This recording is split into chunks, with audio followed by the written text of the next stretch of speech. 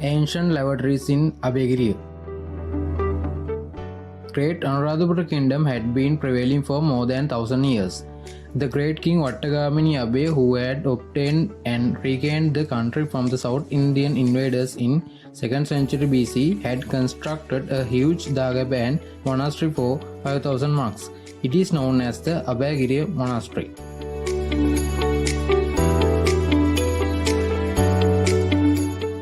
Supreme Lord Buddha had taught the disciples about the importance of the hygiene and healthy sanitary habits. Even today, we can identify wonderful megalithic ruins of such magnificent lavatories. Those inner lavatories had been reserved for monks. In some occasions, there had been lavatories for pilgrims and visitors at the northern gates of monastery. The ancient people had constructed two types of lavatories, such as urinals and lavatories. They had been positioned at one place but separately from each other. They were made of granite slabs, wooden beams, and terracotta tiles. As the monks had lived and used those monasteries, we could not find carvings on the other places. We can see the carvings only at the lavatories and lavatory stones. Here you can see the urinal stone. In this lavatory, they have removed the lavatory stone to show you the inner view. These are three different kinds of lavatory stones which were discovered by the archaeologists.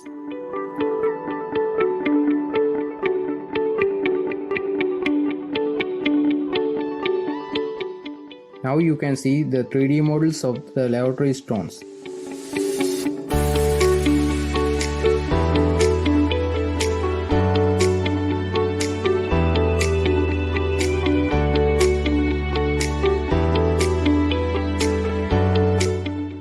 This recreated video clip shows you how the lavatories had been located in Abhayagiriya monastery. To give you a better view, we have purposely removed the roof, wall and wooden parts of the lavatories.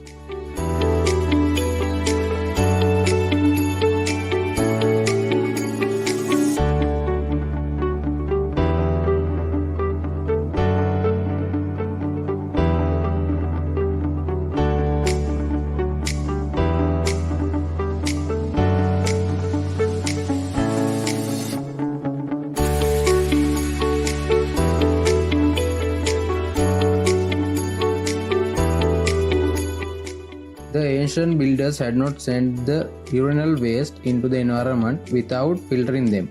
They had used the filtering clay pots which were filled with azure lime, charcoal and sand to send the pure water into the soil.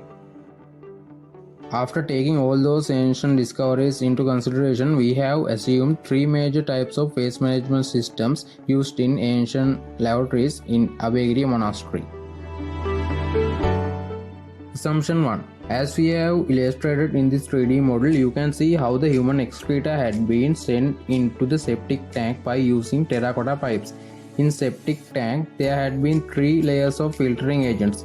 After that, only the filtered water had been sent into a pit below the septic tank.